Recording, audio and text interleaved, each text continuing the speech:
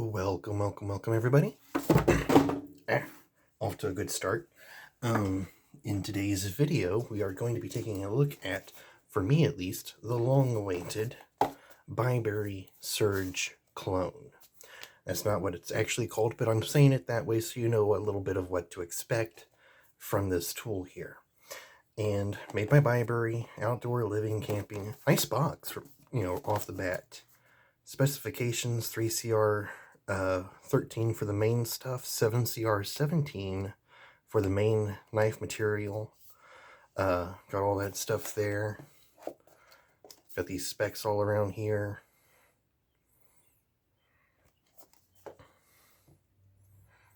Give you some stuff to pause and screenshot if you need. See if you can read that. But great little box, great tool. Box is empty because I've been testing the tool out today. Yeet the box out over that way. Here's the tool. And this thing is pretty awesome for what it is.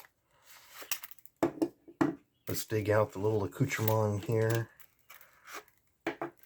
The pouch isn't anything great, but it's not actually too shabby in my opinion. It's actually, I wouldn't mind using that, so.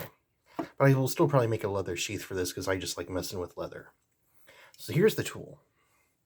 And we'll get into all this other stuff here in a moment.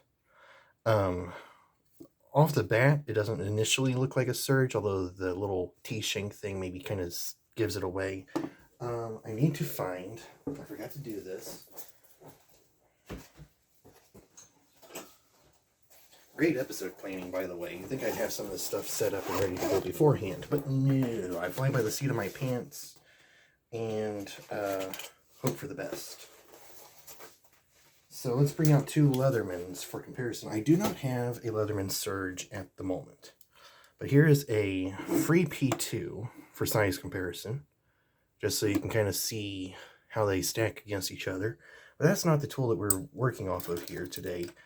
The Surge is actually a beefed up wave, and since I don't have a wave, I do have a curl. So, Surge size compared to wave size, you are getting a larger multi-tool, and this is almost one-for-one what the Surge is. So, if you've been looking at the Leatherman Wave and the Leatherman Surge, this is a good example of the Leatherman Wave. I know this is the curl, but it's the wave with 2 less layers, so a little size comparison to go with. We'll set that off to the side. So let's open this bad boy up and see what we've got. The pliers are not spring-loaded. They are manually operated, which is fine with me. I almost prefer not spring-loaded pliers, because I want the pliers to kind of be where I leave them to be, or just let them droop. Like, I want to have that control over the pliers. Good wire cutters, and I don't know if you can really see through the camera there, but there is no gap in that cutter at all going down here. Now, one side has a divot, one side is plain edged, which comes in handy when you're cutting hard wires. You can kind of lock it in there at that bottom part there and really just kind of crank into it. And these things are good. I cut an old, thick, big coat hanger, and it took a little force to go through it, but the tool came out just fine. The wire cutters have no damage at all on them. These are awesome. Awesome wire cutters. No, they do not fit on Leathermans from what I've heard. You're pretty much stuck using these just on bibury. Or maybe there are other bibury associated brands, but these do not work on a Leatherman. And in that vein, when I ordered the tool, you get a pack of stuff with it. And some of that being extra cutters, some shims, and 2 screws, and a tool, little wrench, to actually change them out. That is delightful. Thank you so much for planning ahead and putting that with the product. Like, that is going to be so handy. And I'm not going to carry this with my tool. I'm going to have this in a little spare box off to the side that holds some spare stuff for my other stuff. Stuff for stuff. You got to have that. Something else that I love already about this over Leatherman, and this is why I kept this tool around, is Leatherman uses security bits. And my first Leatherman was a Leatherman Wave, and the little part down here came loose, and I didn't have security bits, and it drove me baddies. And it was only about a week into me having the tool, and that had come in loose and was falling out. Like, I'm not dealing with that crap. So I returned the tool and got a rebar. Was much happier with that for a long time. But I do have the curl now. It has been a good tool. I like the curl. But this is so much beefier. Like this will give Leatherman a run for its money. Now, if you're big on made in America only, that's fine. But appreciate a good tool for what it is. This is a good tool. And I don't think Leatherman should have the monopoly on the T-shank driver. Like, I think that's just something that more tools need to have. And it's good to see that this tool gives you that option. So let's get into the smaller tools. And I just got this today, so I haven't had too much time to fidget with it. And the internals are a little stiff, but that will probably loosen up as we go. We have a small flathead, a large flathead, a large reamer punch with an eyelets for sewing, and we'll close these down a little bit. These are all fine. I love these. These are fantastic. The can opener, I love this style of can opener. The pull kind of can opener is really good. Also, that could possibly double as a package opener. That'll be nice to have. A good sized wire stripper. Really nice. And these are also good for like making fuzz sticks when you're camping and things. And like that is just delightful to have. And these tools do lock. Everything on here locks. So this is not UK friendly by any stretch of the imagination. But it is a good safety standard. This is probably the hardest tool to open. I wish that they would just go ahead and take this and extend it out to here. I don't see why that would really be a problem, to extend the finger notch farther out closer to the edge of the driver to give you more leverage to pull it out. Just a little thing to consider. Now, something you may know is that there's no magnets in here. So let me open up my spare kit here, dig out the bits.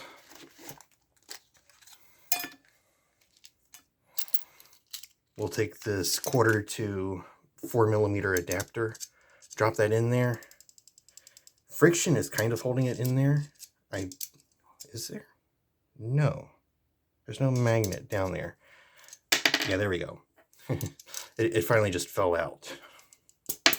Yeah, like that your bits aren't going to really stay in there. You can use standard bits in this, but they don't stay. Now there is, on this one, seems to be a bit of a pressure fit. Like they don't just drop out. You got to kind of smack it a bit.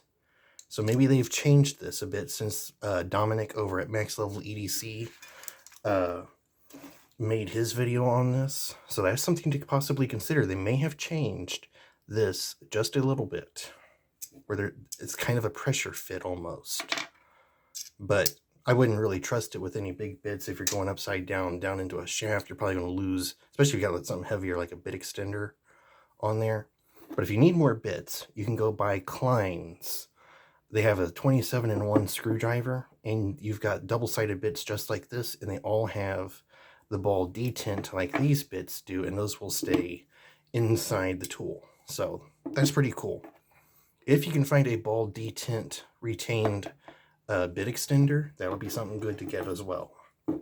But as it stands, this is a pretty solid bit driver that will hold up to a lot. I don't think it'll be super solid on big rusted nuts and bolts, but for the average repair work that you would use this sized stuff on, it'll be just fine.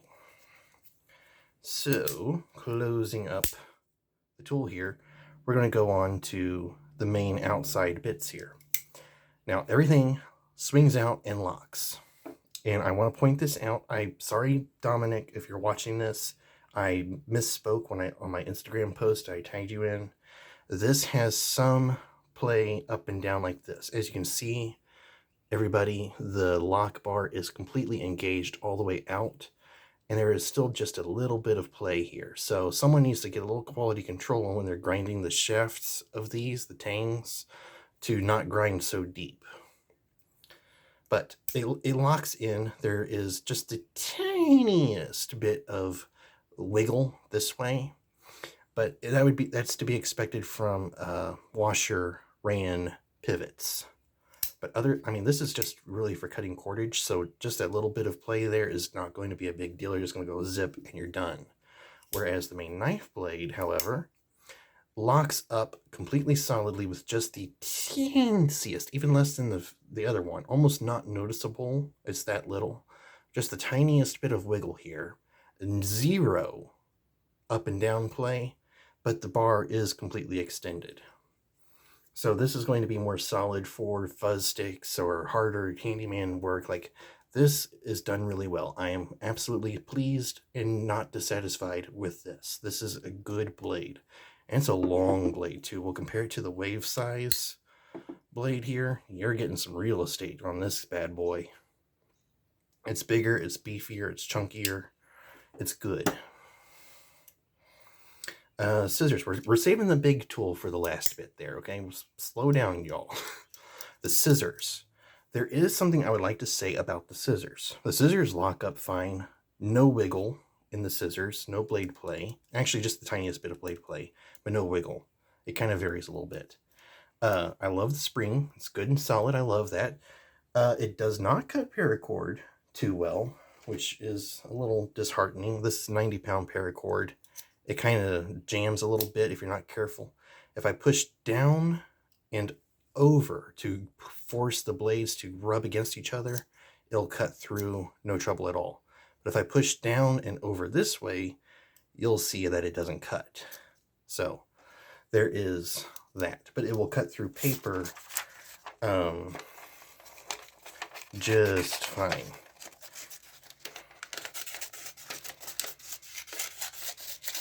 Like so. Also, before I forget it, out of the box, I have not done anything to this knife at all other than some testing out of the box. I've done no sharpening, and it is pretty sharp, but there is a complaint that I have about it, and I'm going to use this paper to draw it out, because if we were to look at the knife like so, let's say this is the center of the knife right here, and this is the edges here. You have the main grind that starts back here. This may not look too obvious on camera. I'm sorry about that. You've got that grind. It's this part from here to here. Then you have the micro grind. We'll zoom in, zoom on that. And what they have done is it's almost, which direction was it? Yeah. If you're looking at it like this, straight up that way, it's almost chisel ground like that, where this is very steep and this is much more shallow, and it's off center. It's not an even grind. So when you go to slice something, you kind of need to consider that when you're doing it, because if I go off that axis, it will jam. But as long as I'm on that axis, I get a good clean cut. But then when I start angling it off, it rips. So this is definitely going to get reprofiled a bit. And out of the box, it's shaving sharp. I cleared some hair off my arm, but we're going to strop this bad boy a little bit. Yeah, I could feel it snagging the leather a little bit right there. I need to run my sharpeners over that a little bit, but it cut paper. You saw it slice through paper if you get the angle right. So it comes out of the box nice and sharp, no problems at all. The next tool that locks up super, super solid, and I do have this backwards for a reason, and I'll show you why. The shaft holder itself locks up solidly with no play this way or that way. It is solid. I have the file in here put in upside down, because if I have it the other way, you can push that too far where you cannot get your thumb nick in there, like I just did on that. Well, doggone it, that didn't get too much head on that. So you do have to have that little thumb stud there to open it up. But if you don't push it in too far, you can use the thumb notch here to pull the tool out. That's just a little variance there. But this is the way it came in the box. You do that, but you do have kind of a pseudo thumb stud to work with. And this thing is pretty good. There is a little bit of play in here, and you would expect that. Like, it's not going to be a super snug fit. It has to be able to accommodate errors in factory production of generic T-shanks. Okay, you mass produce these suckers, one's going to be a little bit wider than the other down the road, and you need to be able to accommodate those. And these are the two that came with the tool itself, which is nice. It's nice they actually give you 2 grits, and I tried the smaller tooth one, and that worked really good on wood. Looks like it would. But that does wiggle a little bit, but it's not going to affect the function of the tool. It will work just fine. I cut through some wood earlier, and it does work fine. These are, however, too long to stay in the tool when closed. So that is something to consider, but that's fine. You're not going to really be using the saw all the time. I am going to prefer having the file here, and what's nice about the file is that if you're out camping, you can pop this out and touch up your other blades in case you got them too dull. Also, something else that Dominic pointed out that I am going to try to show here, if it does show up on camera, is it does seem to be ground flat. I don't know how well that's coming up for you guys, but that is ground. The file is made flat. The knife blade is touching all the way across, all the way down. Because Dominic said that some of these older tools, or when they make these files, maybe not on this one in particular, but like these knockoffs and stuff, the file will be thicker on the edges and lower in the middle, and that does not make for an even sharpening experience, whereas Leatherman did better with that, and these are doing really good with that as well. So having that flat all the way across is really good for sharpening. That closes up. Like I said, everything on this tool locks. This thing is pretty awesome. If you guys have questions down below of something that I didn't touch on, comment down below. I'll try to answer it. I posted a picture of this on Instagram. I'm already getting heat for it. Like one guy said, do I have something against Leatherman and other mainstream multi-tools? No, I do not. Not personally. But I do in the sense that Leatherman is not doing good by its own customers, giving us some junk lately. And so when someone else comes out with the opportunity of something good, equal, or maybe even better, depending on what you're viewing at, you know, Leatherman needs to take note of that and do better. I mean, the $20 price increase across all of their tools in the past year is ridiculous. Like, the Surge is now like almost a $200 tool. It's getting insane over at Leatherman. Someone needs to rein them in and fix things. And until things are fixed, I think bibury, Diacamping, SGT, and some of these other companies, while overseas, while Chinese made, I feel are going to be good multi-tools. Are they one for one smack as good as Leatherman? Probably not, but they are so close enough that if you are not a perfectionist, they will serve you wonderfully well. I know that's a bit of a heated topic right now, but in something else, before I forget it, Dominic pointed out that the T-shank thing on this tool actually works better than Leatherman's for holding T-shanks and other things. Like, this thing works better. Please go watch Dominic's video. I'll try to leave a link down below to that video. So please also, if you buy these tools, please comment either on my channel or Dominic's channel, preferably Dominic's channel. He gets more viewers there. More people need to see that. Comment of what was good, what was bad about your tool, because we need to know what is the range of quality control. Out of the box, I feel like quality control on this guy was fantastic. Like, there's really nothing wrong with the tool. So, Like I said, the pouch is nice. It works quite well. The saw blades come in a little plastic sheath here. Very nice. Just slip that down the side here. That goes all the way down. The bits do snag a wee little bit when you're trying to put them in, but once they're in, they're in. These could go here, but I am not going to hold those there because I just don't want to lose those out when I'm walking around, because that does not have a bottom to it. They could fall out. So let me see if I can find real quick my other flashlight.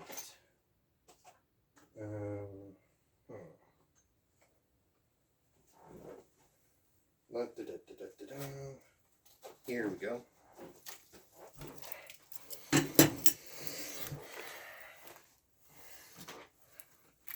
These are not elastic like Leatherman's, I will say that much. They are just solid nylon, but I'm going to put my Olight i5T there, close that up, and we have a pretty solid, reliable kit off the bat. And this plastic loop, while plastic, feels very tough, and it's nice because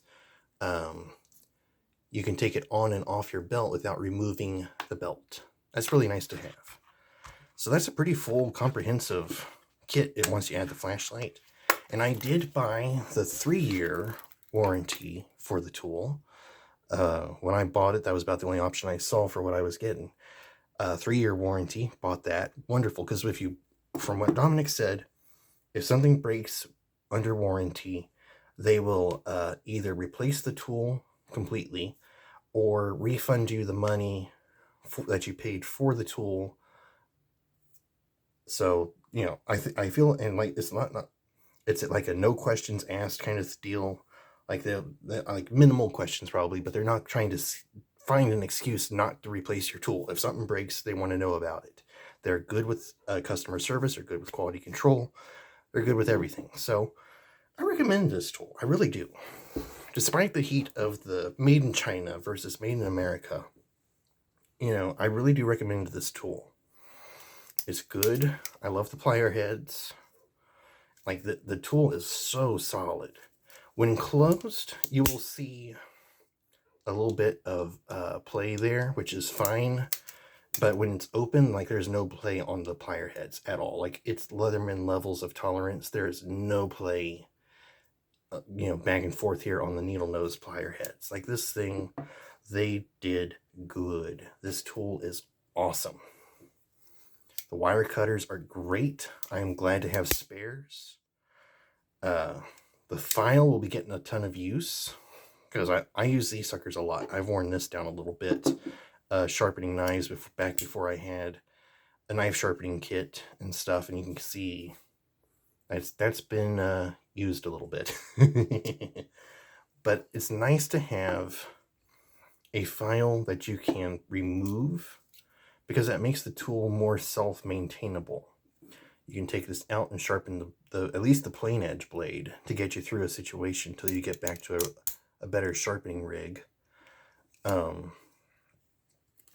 I like that they do not use security Torx on this. Now, you cannot use this to fix the big stuff on the tool, but you can use this to replace the little wire cutters there, which is absolutely fine. And it comes with a good range of bit sizes. I don't know if I pointed this out, but we have a T10, 15, 20, and 25 security Torx. Wonderful. 4 sizes of Allen wrenches. I'm not quite sure of those. We have 2 spanners. We have 2 flats. And then we have a double-sided Phillips inside the tool here. Double-sided Phillips, number 1 and number 2. Wonderful sizes to work with.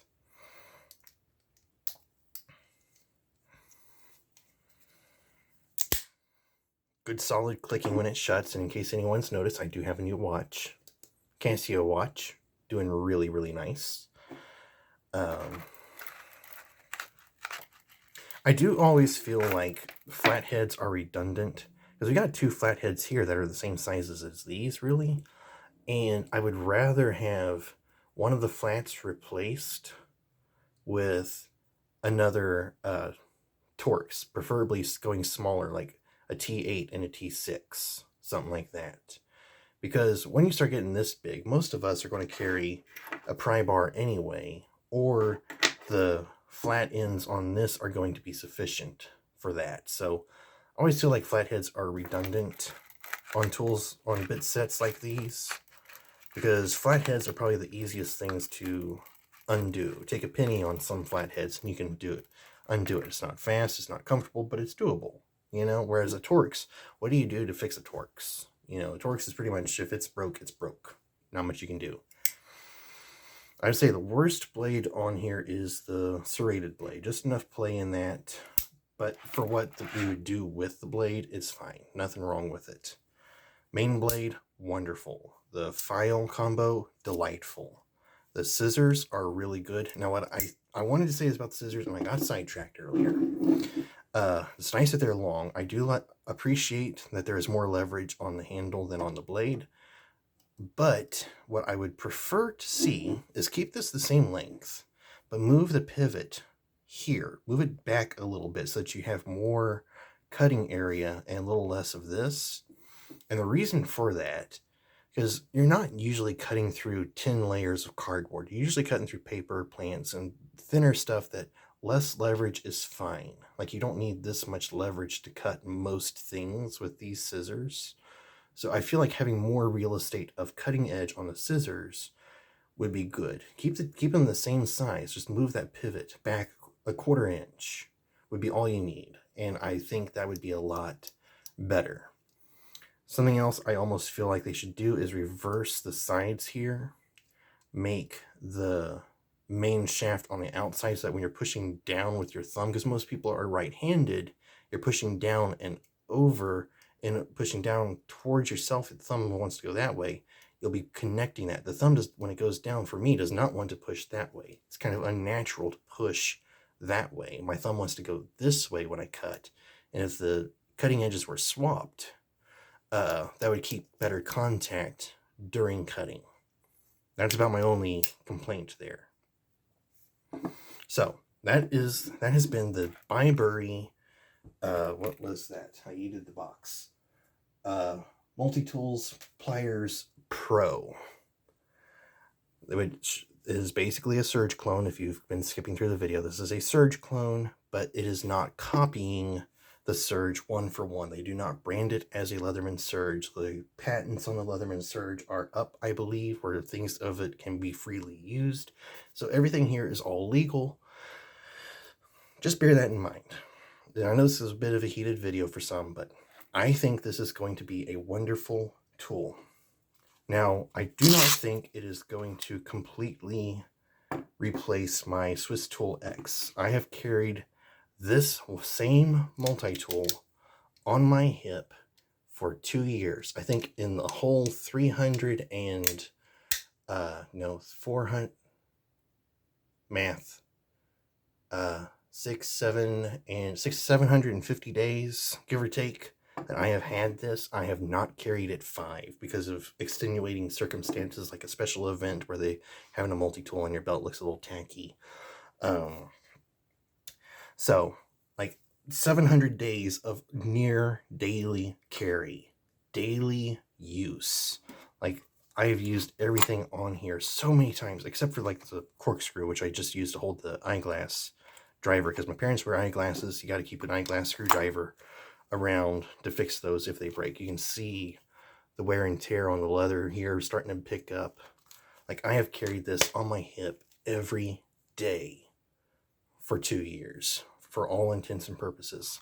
This tool has been through hell and back, and will continue going through hell and back a few more times, at least.